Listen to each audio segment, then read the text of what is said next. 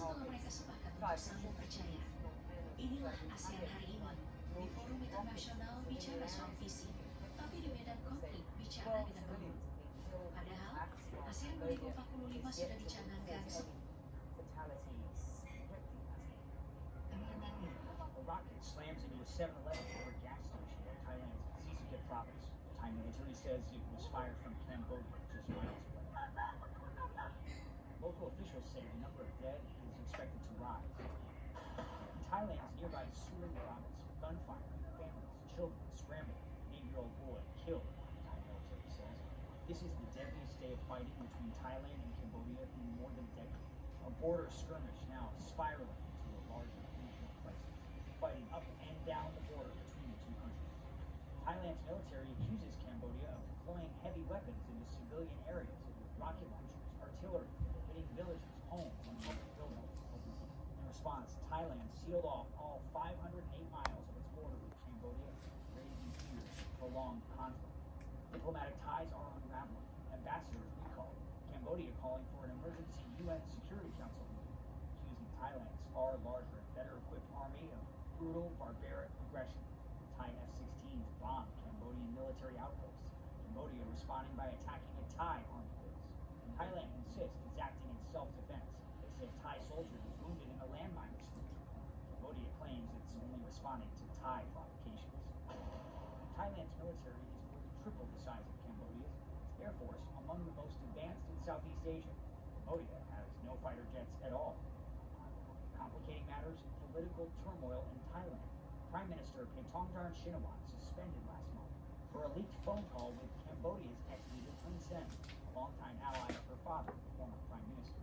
In the call, she called the Cambodian strongman uncle and even appeared to criticize her own country's powerful military. That triggered anti-government protests and accusations of undermining national sovereignty. On the streets of Bangkok, many don't want war. They also say Thailand needs to show strength. I want it to end, but if we don't retaliate, they'll think we're weak, he says. Hospitals are evacuating. Civilians are dying. Thailand accuses Cambodia of planting fresh mines at the border, in a place where stepping off the trail can cost you a limb or your life. Cambodia denies adding to the millions of mines that already blight the region. This latest clash began near a sacred temple, one of many sites along a colonial-era border drawn by France, which both countries have laid claim to for more than a century. And with no ceasefire in sight, you have two nations, armed and angry, on a collision course that's getting harder to reverse. Will Ripley, CNN, Taipei. This video shows people running for safety in Thailand's Surin province amid the sound of gunfire. Thai officials say at least 11 civilians have so far been killed in the fighting. For more on this, I'm joined by Ben Bland, who's director of the Asia Pacific program at Chatham House. And just walk us through this conflict. What's the history behind it? Well, Becky, like so many conflicts across Asia and across the world, the roots are in the colonial history, actually.